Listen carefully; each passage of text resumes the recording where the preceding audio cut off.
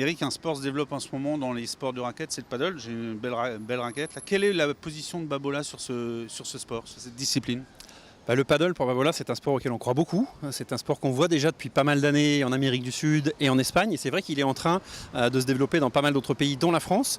C'est un sport qui nous plaît parce c'est une sorte de cousin du tennis. C'est un sport qui est très ludique, très convivial, très accessible, c'est une sorte, pour ceux qui ne connaissent pas, une sorte de squash où on joue 2 contre 2. Donc un tennis avec les murs, c'est un petit peu ce qu'on pourrait comparer au futsal par rapport au football. On joue plus vite, on joue plus de matchs, on peut mélanger les niveaux et c'est un sport qui séduit à la fois les amateurs, les débutants et les professionnels, parce qu'on peut jouer à très haut niveau. C'est un sport qu'on connaît encore une fois bien en Espagne et qui arrive, donc on y croit. On vient de développer une nouvelle balle spéciale pour la compétition de paddle.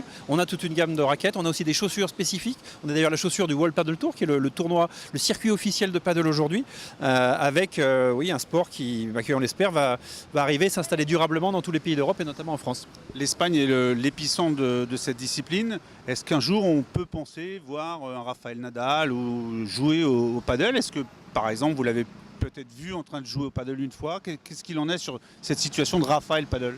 Alors Rafael Paddle, je pense qu'il connaît le paddle depuis toujours parce qu'en Espagne, encore une fois, c'est très présent. Son académie a des terrains de paddle qui sont tout le temps pleins et je pense qu'il joue régulièrement. Donc il connaît le paddle, il sait jouer. Après, est-ce qu'il va en faire un sport à un niveau professionnel comme il l'a fait? Pourquoi pas? On voit qu'il y a pas mal de joueurs de tennis qui apprécient et qui s'amusent au paddle et qui font des tournois aussi professionnels. Je pense qu'il en aurait tout à fait les moyens et la capacité. Aujourd'hui, il est sur le tennis, mais c'est culturellement, de toute façon, en Espagne, le paddle est une évidence. Il y en a dans toutes les résidences, il y en a dans plein de clubs. Et c'est un cousin du tennis, on peut démarrer par ça, on peut jouer au paddle et au tennis.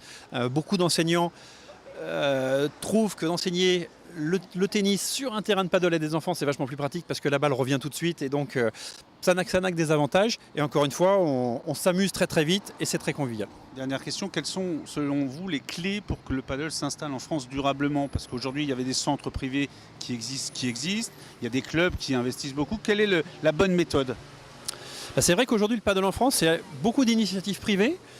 Aussi des initiatives fédérales avec la Fédération française de tennis qui veut supporter le paddle. On est d'ailleurs parrain du paddle auprès de la Fédération française de tennis pour inciter et faire comprendre ce qu'est le paddle au club, pour se dire tiens, est-ce qu'on développe une offre alternative? Donc aujourd'hui, c'est pas encore très clair sur comment les deux cohabitent.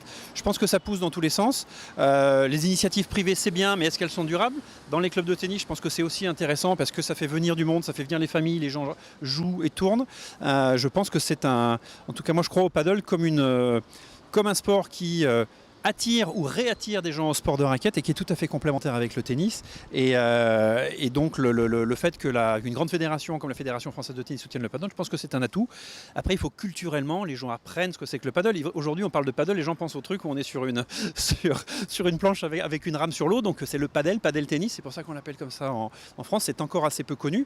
C'est vrai qu'il n'y a pas beaucoup de stars comme on en a au tennis, mais il faut essayer. Et tous les gens qui ont essayé, alors jusqu'à présent, c'était surtout des gens qui allaient en vacances en Espagne et qui revenaient et qui avaient connu ça. Le fait qu'il y ait des terrains pour jouer, c'est forcément très important et c'est ce qui est en train d'arriver. Je crois qu'il y a plus de 150 projets de clubs et de cours en cours aujourd'hui, si je ne dis pas de bêtises. Et donc la possibilité de jouer au paddle va se développer. Et puis en plus, dans des environnements urbains, ici on est à Paris, ça prend moins de place, c'est plus facile à installer. Donc moi j'y crois.